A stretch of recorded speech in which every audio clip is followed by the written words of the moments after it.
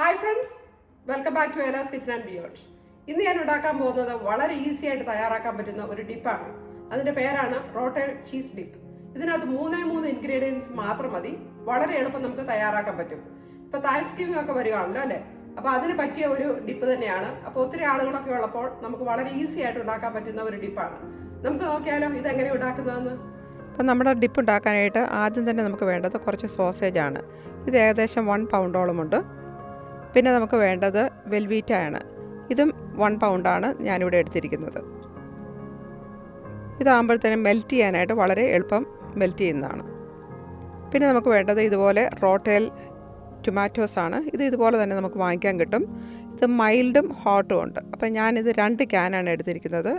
ഓരോന്നും 10 ഔൺസ് വീതമാണ്. അപ്പോൾ ഞാനിത് ഓരോന്നും എടുത്ത്, ഒരു മൈൽഡും ഒരു ഹാർട്ടും എടുത്തിട്ടുണ്ട്. ആദ്യം തന്നെ നമ്മുടെ സോസേജ് മീറ്റ് നമുക്കൊന്ന് കുക്ക് ചെയ്തെടുക്കണം. അതിനുവേണ്ടി ഞാനിതൊരു പാനിനകത്തേക്ക് ഇട്ട് കൊടുക്കുകയാണ്. നമ്മൾ ഓയിലൊന്നും ഒഴിക്കേണ്ട ആവശ്യമില്ല കേട്ടോ. അപ്പോൾ ഇത് ഇതിനകത്തോട്ട് ഇട്ട് കഴിഞ്ഞാൽ നന്നായിട്ടൊന്ന് മിക്സ് ചെയ്ത് കൊടുക്കുക. അപ്പോൾ അതിൻ്റെ ആ റെഡ് കളറൊക്കെ ഒന്ന് മാറി ഇതുപോലെ ലൈറ്റ് ബ്രൗൺ ആയിട്ട് വരും. അപ്പോൾ ഇത് കുറച്ച് സമയം എടുക്കും ഇതൊന്ന് കുക്ക് ചെയ്യാൻ വേണ്ടി. ആ സമയത്ത് നമുക്ക് നമ്മുടെ വെൽവീറ്റ ഒന്ന് കട്ട് ചെയ്തെടുക്കണം. ഇത് ചീസാണ് കേട്ടോ. അപ്പോൾ ഇത് ചെറുതായിട്ട് നമുക്കൊന്ന് കട്ട് ചെയ്തെടുക്കാം. അപ്പോൾ ഇത് മെൽറ്റ് ചെയ്യാനായിട്ട് എളുപ്പമുണ്ട്. അപ്പോൾ ഇതെല്ലാം തന്നെ നമുക്ക് ഇതുപോലെ ക്യൂബ്സായിട്ട് കട്ട് ചെയ്ത് വെക്കുകയാണ്. ഇത് കണ്ടോ, ഇതെല്ലാം തന്നെ നമ്മൾ കട്ട് ചെയ്ത് വെച്ചിട്ടുണ്ട്. അപ്പോൾ ഇനി നമ്മുടെ സോസേജ് അത് എവിടെ വരെയായി നോക്കാം. ഇത് ഏകദേശം നല്ല ബ്രൗണായി വന്നിട്ടുണ്ട്. ഇതിപ്പോൾ കുക്ക് ചെയ്തിട്ടുണ്ട്. ഇനി നമുക്ക് ടൊമാറ്റോ സോസ് അതിനകത്തേക്ക് ആഡ് ചെയ്ത് കൊടുക്കാം. അപ്പം ആദ്യത്തെ ക്യാന് ഒരെണ്ണം നമുക്ക് ഇട്ട് കൊടുക്കാം. ഞാൻ പറഞ്ഞതുപോലെ ചെറിയ ക്യാൻ ആയതുകൊണ്ട് 2 ക്യാൻ ഇവിടെ എടുത്തിട്ടുണ്ട്. വലുതാണെങ്കിൽ നമുക്ക് ഒരെണ്ണം മതിയാവും. അപ്പോൾ ഞാൻ കുറച്ച് ഒരു എരിവൊക്കെ കിട്ടാൻ വേണ്ടിയാണ് ഞാൻ മൈൽഡും ഹാർട്ടും മിക്സ് ചെയ്തെടുക്കുന്നത്. അപ്പോൾ എരിവ് ആവശ്യമില്ലാത്തവർ നമ്മളതനുസരിച്ച് എടുത്താൽ മതി.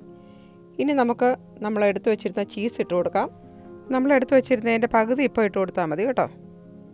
അതിന് ശേഷം അത് മെൽറ്റ് ചെയ്തതിന് ശേഷം ബാക്കിയോടെ നമുക്ക് ഇട്ട് കൊടുക്കാം. ഇതിട്ടതിന് ശേഷം നമുക്ക് നന്നായിട്ടൊന്ന് മിക്സ് ചെയ്ത് കൊടുക്കാം. അപ്പോൾ ചീസൊക്കെ ഒന്ന് മെൽറ്റ് ചെയ്യുന്നത് വരെ ഒന്ന് വെയിറ്റ് ചെയ്യാം.